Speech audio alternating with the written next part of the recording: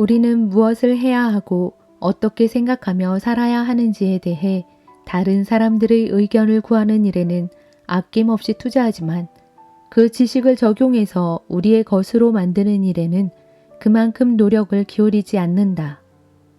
대부분의 경우 우리는 그저 정보를 모으기만 하는 정보 강박증에 불과하다. 좋은 의도로 콘텐츠를 쌓아놓지만 오히려 불안감만 키울 뿐이다. 안녕하세요. 책과 함께하는 이야기 산책입니다. 세상의 흐름이 정말 빨라졌구나 하는 생각을 많이 하게 되는데요.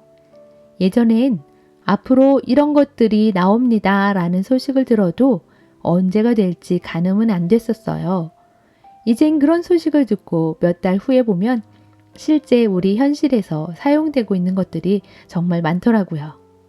사용하는 언어도 짧은 시간들 안에 바뀌거나 새로운 언어를 사용하고 있거나 이런 정보화 시대에 생각을 정리하고 산다는 것은 참 의미가 있는 것 같습니다. 오늘의 책 세컨드 브레인에서는 제2의 뇌, 우리의 뇌를 도와줄 개인 지식 관리 방법들을 이야기해주고 있습니다.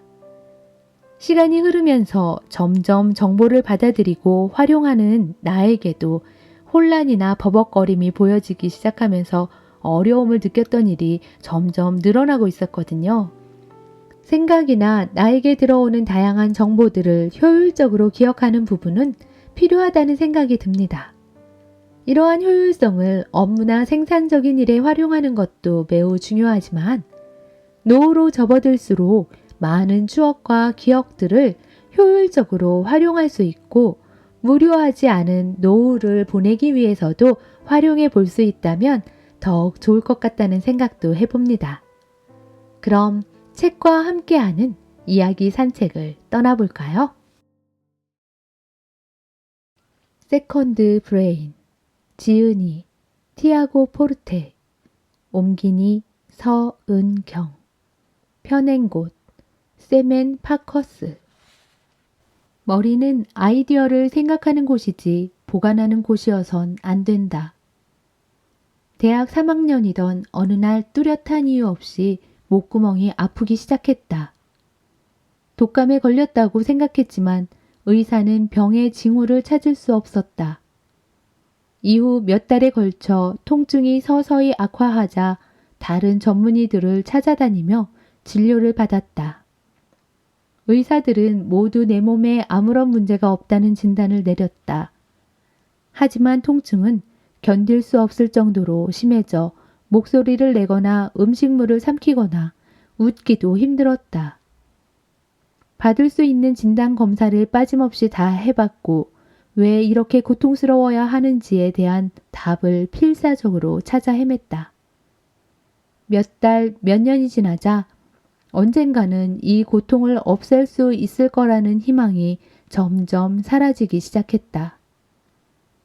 강력한 항발작제를 복용하기 시작하자 통증은 일시적으로 완화됐지만 온몸의 감각이 마비되고 심각한 단기 기억 상실증이 나타나는 등 끔찍한 부작용에 시달렸다.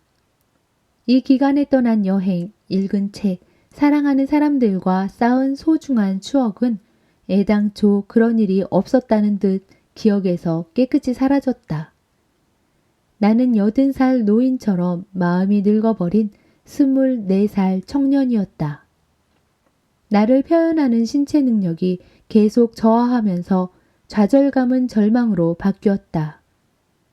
자유롭게 말할 수 없다 보니 우정을 쌓고 데이트를 하고 여행을 떠나며 직업을 찾는 것은 인생에서 즐길 수 있는 많은 것이 슬금슬금 빠져나가는 느낌이 들었다.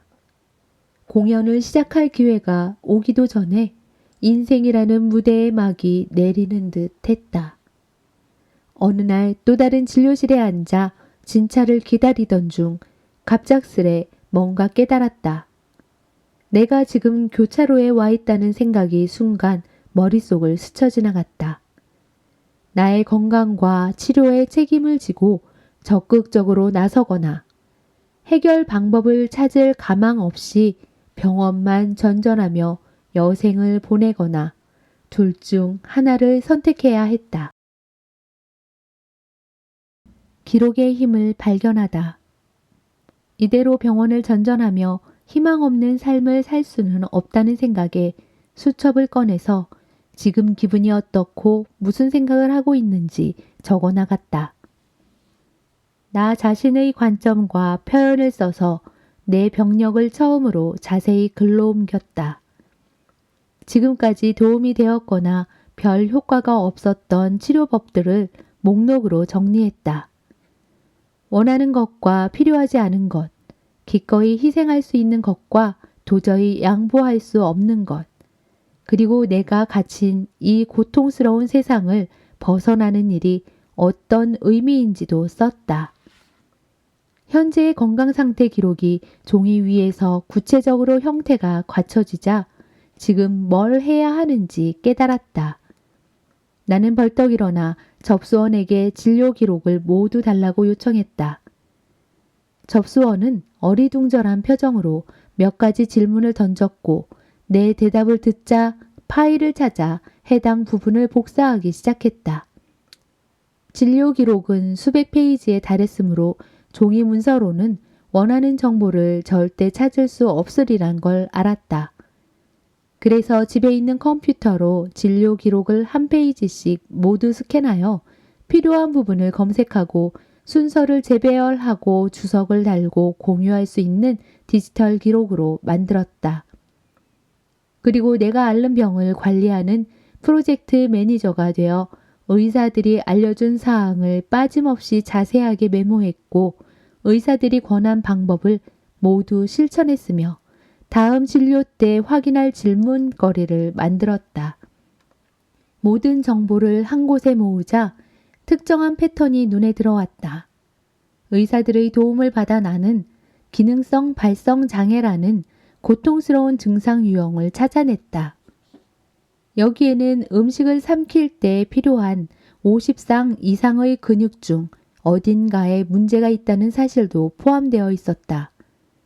그동안 복용하던 약 때문에 신체 증상이 겉으로 나타나지 못했고 그러다 보니 신체 증상이 보내던 경고를 알아채기 더 힘들었다는 걸 깨달았다.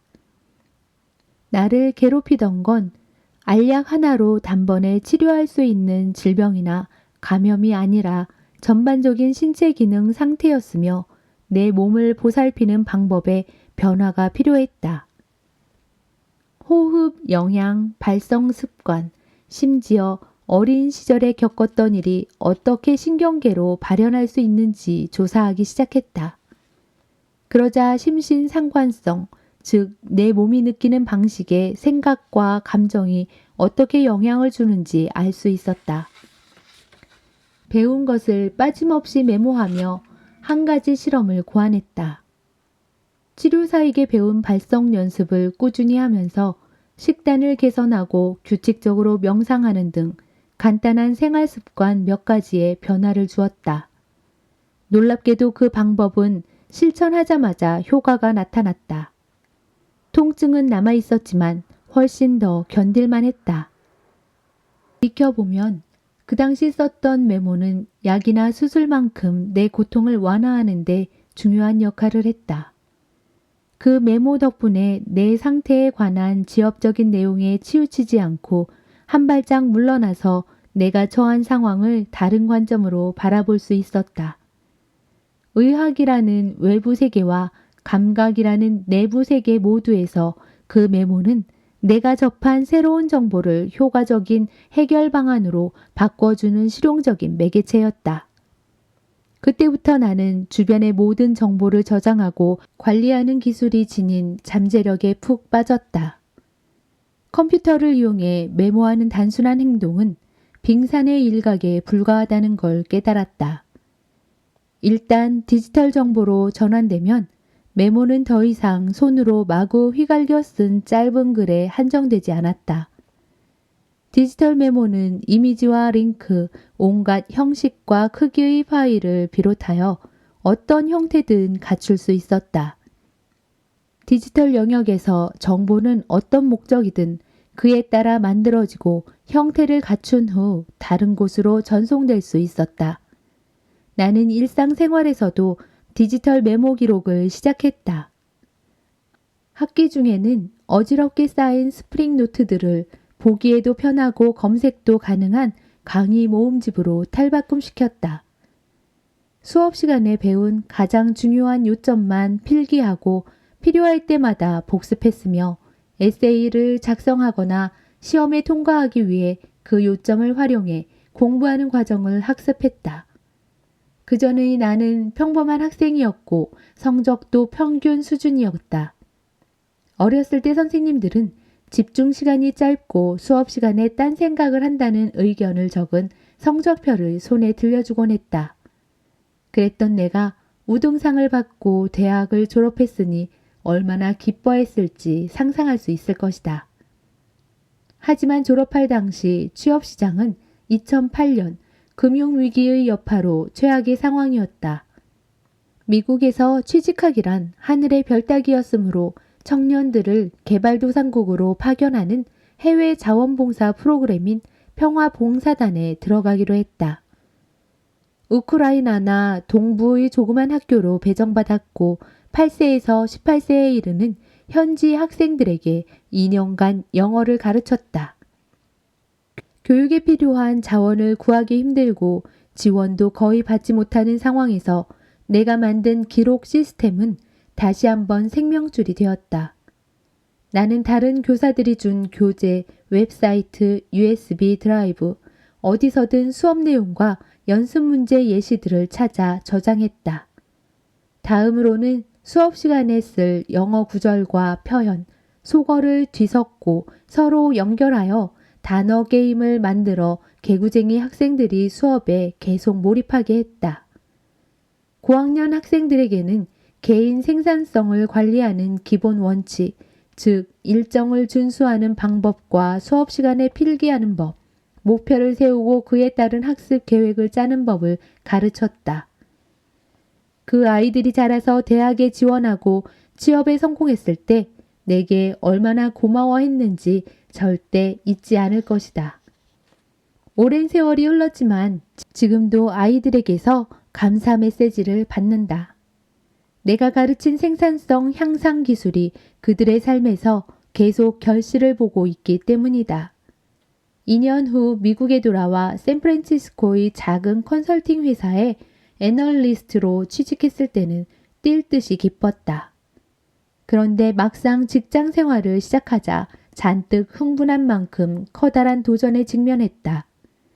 능코 뜰 새 없이 업무가 진행되어 따라잡기 버거웠던 것이다. 우크라이나 시골 마을을 떠나자마자 실리콘밸리의 중심지로 직행한 나는 끊임없이 쏟아지는 인풋에 전혀 준비되어 있지 않았다. 그건 현대사회의 직장에서 일상적으로 벌어지는 일이었다. 이메일은 수백 통씩 쌓였고 모든 전자기기에서 시도 때도 없이 울리는 알림 소리는 끊임없이 집중을 방해했다. 그때 동료들을 둘러보며 궁금해했던 기억이 난다. 어떻게 이런 데서 일을 할 수 있을까? 도대체 비결이 뭐지? 그때 내가 알고 있던 비결은 단 한 가지였다. 나는 다시 기록하는 일을 시작했다. 컴퓨터에 설치된 메모 앱을 이용해 회사에서 배우는 걸 모두 기록했다. 회의 시간에도 전화 통화 중에도 인터넷으로 조사하는 동안에도 계속 메모했다. 고객에게 발표할 슬라이드에 인용할 만한 내용을 보고서에서 찾아 기록했다. 노련한 동료들의 피드백도 완전히 이해하고 마음에 새겨두고 싶어서 메모하고 저장했다. 프로젝트를 시작할 때마다 컴퓨터에 프로젝트 정보 관리를 할 전용 장소를 만들었다. 그 저장소에서 모든 정보를 검토하고 실행 계획을 세울 수 있었다. 쉴 새 없이 밀려오던 정보의 파도가 잠잠해질 무렵 이제는 필요한 정보를 적시에 정확히 찾아낼 수 있다는 자신감이 생겼다. 동료 직원들은 특정 파일을 찾거나 어떤 사실을 밝혀내거나 고객이 3주 전에 했던 말을 정확히 기억해야 할 때 가장 먼저 나를 찾아 도움을 청했다. 중요한 세부 사항을 속속들이 기억하는 사람이 사무실에서 당신밖에 없을 때 그 뿌듯한 느낌이 어떤지 아는가? 그 느낌은 내가 아는 중요한 가치를 활용하려고 개인적으로 추구한 일로 받은 포상이었다. 열정을 다 바쳐 창의적인 일을 하려면 규칙적이고 질서 잡힌 생활을 해라. 트와일라 타프는 가장 창의적인 현대무용 안무가 중 하나로 손꼽힌다. 그의 작품 세계는 발레에서 브로드웨이 쇼, TV와 할리우드 영화에 이르기까지 160편이 넘는다. 사실 춤은 정리하기와는 거리가 먼 활동으로 보일 수 있다. 무용수들의 신체를 이용해 항상 똑같이 진행하기란 어렵기 때문에 무대에서 즉흥적으로 자연스럽게 이루어지는 듯 보일 때가 많다. 하지만 타프는 자신의 책 창조적 습관에서 지난 60년간 믿을 수 없을 만큼 수많은 작품을 배출하게 한 창의적 과정의 핵심에는 단순한 정리 기법이 있다고 밝혔다. 타프는 그 정리 기법을 상자라고 부른다. 우선 새로운 프로젝트를 시작할 때마다 상자를 꺼내 이름표를 붙인다. 보통 자신이 담당한 안무 이름으로 정한다. 이 첫 번째 행동은 안무 작업을 시작할 때 목적의식을 불어넣는다. 상자가 있으면 정리되었다는 느낌이 듭니다. 어디로 갈지 아직 모를 때도 정신을 똑바로 차리게 하죠. 상자는 또한 책임의식도 상징합니다. 프로젝트 이름을 써 넣는 건 단순한 행동이지만 내가 일을 시작했다는 뜻이기도 하지요. 타프는 창의적인 에너지가 가득 담겨 부글부글 끓어오르는 가마솥처럼 프로젝트와 관련 있는 건 빼놓지 않고 모조리 상자 안에 넣는다. 자신이 공책 스크랩한 뉴스, CD, 스튜디오에서 혼자 촬영한 비디오 테이프, 무용수들의 리허설 비디오, 영감을 불어넣었을지도 모를 책과 사진과 예술작품, 같은 자료를 새로 찾을 때마다 어디에 보관할지 늘 알고 있다. 모두 상자 안에 넣어 보관한다. 다시 말해 해당 프로젝트 작업을 할 때마다 정확히 어디를 찾아봐야 할지 알고 있다. 바로 상자 안이다. 타프는 책에서 그 상자가 없어서는 안 될 매우 귀중한 것으로 판명된 일화를 들려준다. 팝과 록 음악 장르의 아이콘 빌리 조엘의 히트곡 컬렉션을 댄스 공연으로 만드는 협업 프로젝트였다. 대담한 아이디어였다. 콘서트도 뮤지컬도 아닌 그 사이 어딘가에 있지만 어느 쪽과도 확연히 구별되었다. 서로 다른 노래에 등장하는 인물들은 같은 스토리를 염두에 두고 만들어지지 않았으므로 어떻게 하면 그들을 하나의 이야기에 녹여 넣을 수 있을지 확실치 않았다. 이처럼 정해진 답이 없는 프로젝트조차 다른 모든 프로젝트와 같은 방식으로 목표를 갖고 시작했다. 목표를 분명히 하고 프로젝트에 착수하면 좋습니다. 때로 그 목표는 단순할 것 혹은 완벽한 작품 아니면 효율적으로처럼 내가 처음에 무슨 생각을 했는지 잊지 말라는 개인적인 주문에 불과할 때도 있죠.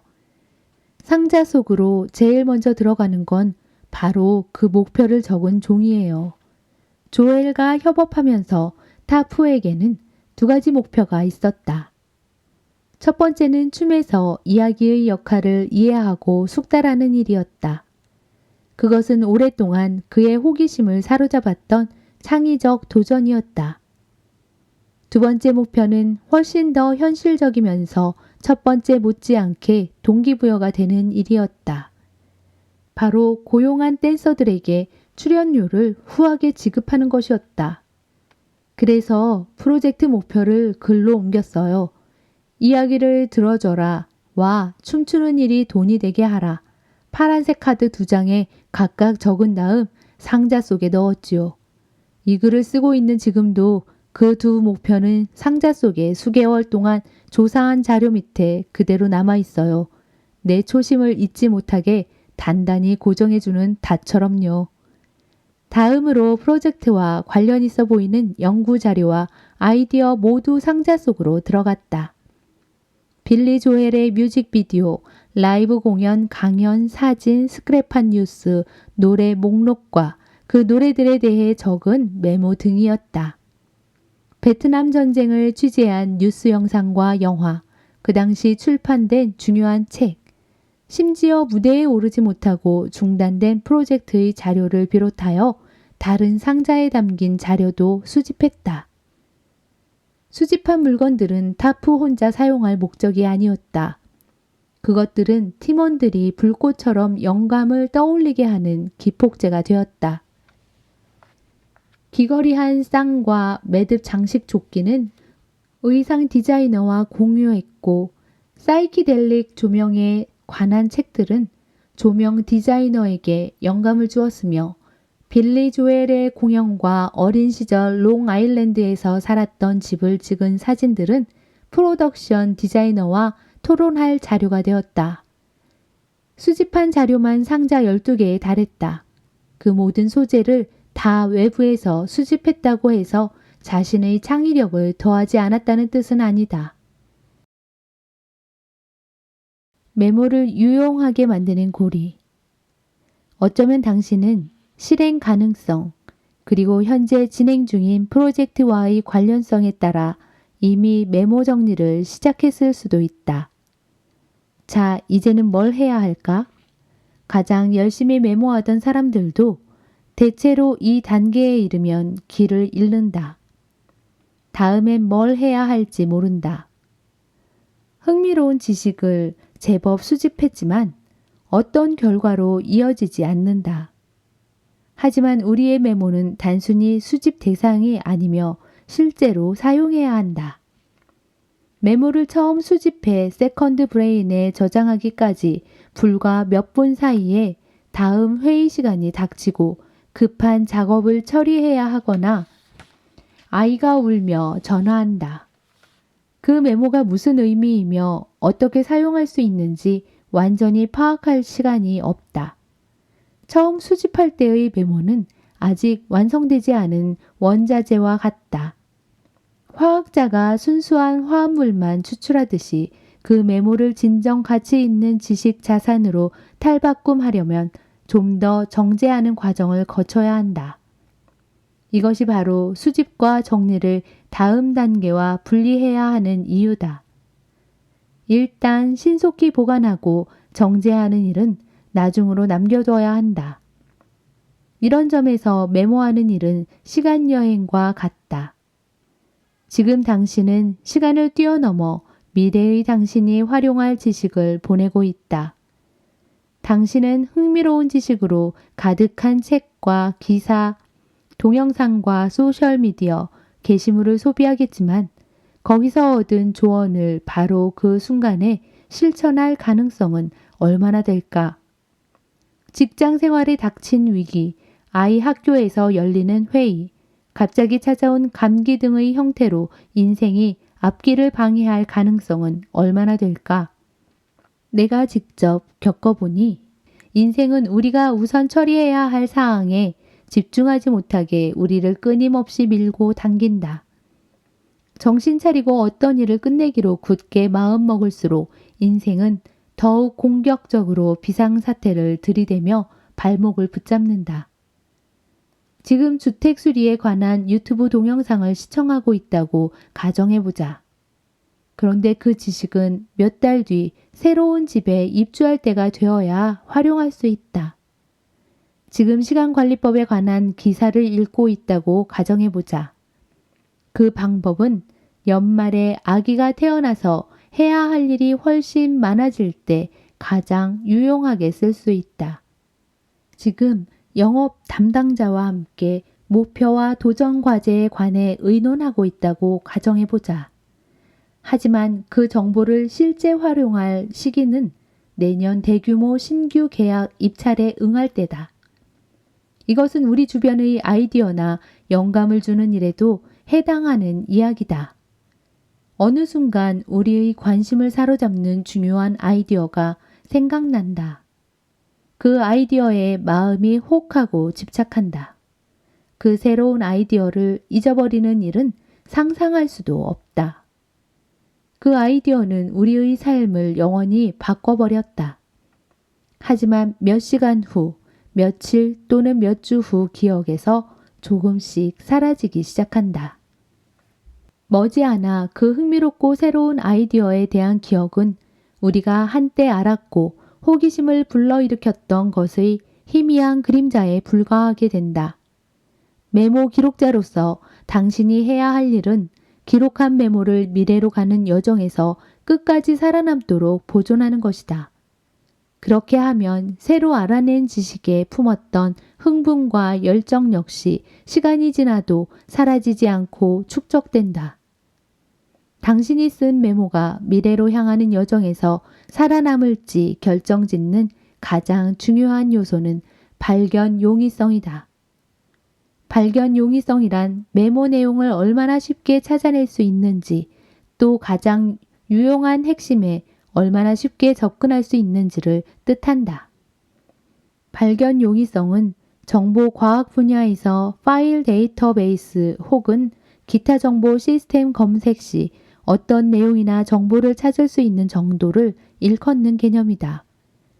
사서들은 책장에 책을 진열하는 방식을 정할 때 발견 용이성을 고려한다.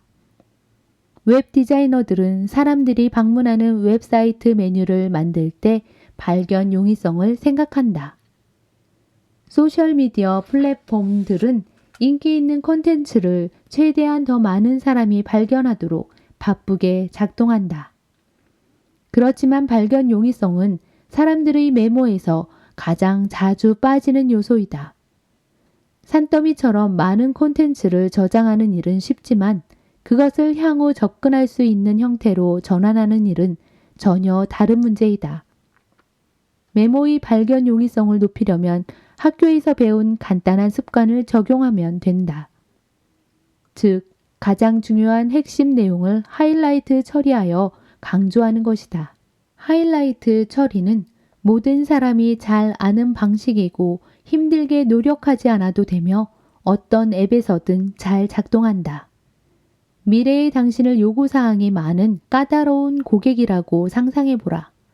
그런 고객들은 분명 참을성이 없고 매우 바쁠 것이다.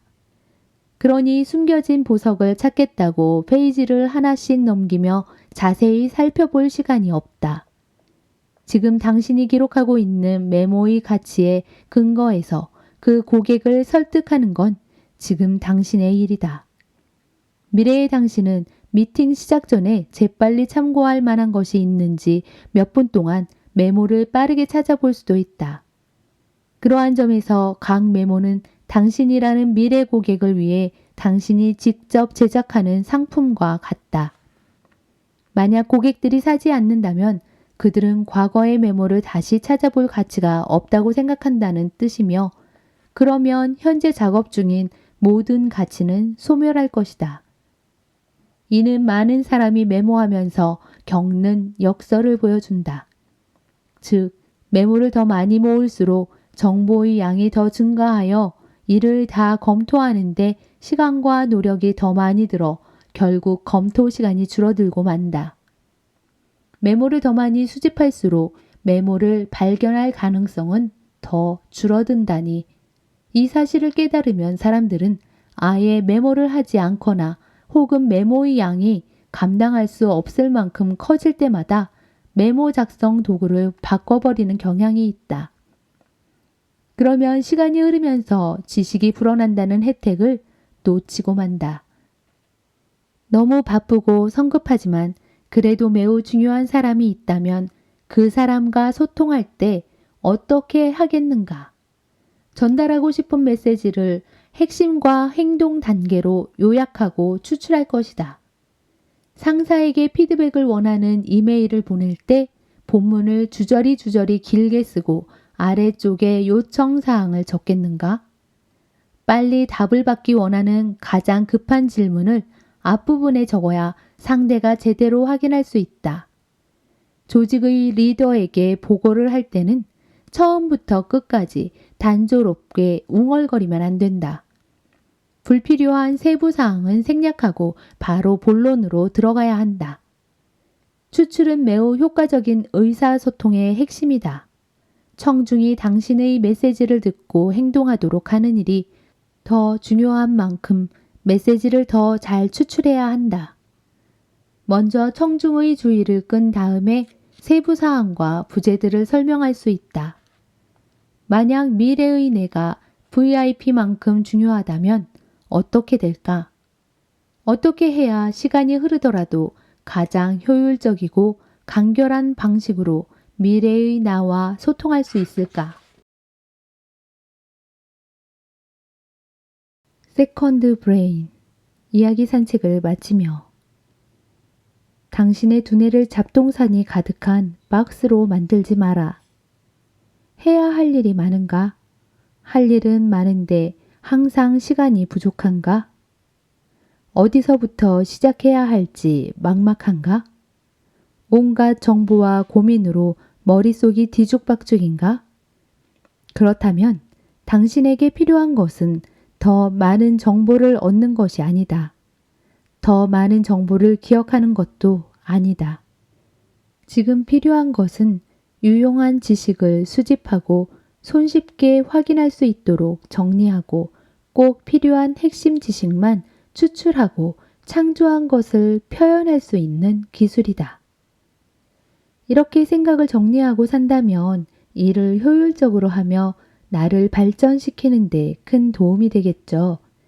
그리고 이 책을 읽으면서 우리가 해결할 수 없는 다양한 일들로 불안을 안고 살기도 하는데 이렇게 정리된 뇌로 산다면 불안에서 벗어나 좀 더 가볍게 삶을 살 수 있겠다는 생각이 드네요.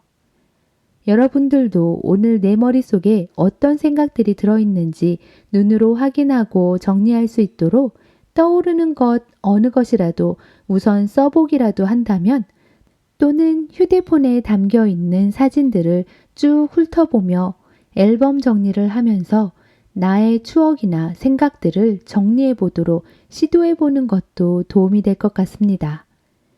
지금까지 이야기 산책과 함께 해주셔서 감사합니다. 구독과 좋아요, 알림은 영상 제작에 큰 힘이 됩니다. 감사합니다.